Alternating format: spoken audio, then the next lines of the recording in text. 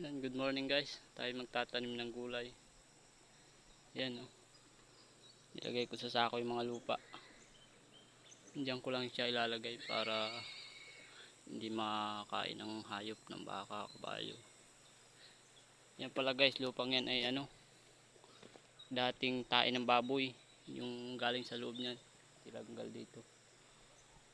Yun, siguro mga 2 years na yan siguro guys na tinanggal dito sa loob. Kaya yung tae niya halos lupa na ang itsura, lupa na siya. Kaya napakaganda niyan guys, taba niyan, halaman.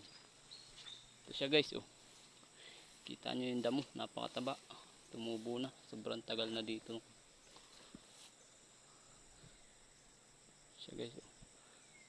Mga nakasilid sa sako siya tinatakta ko isa-isa.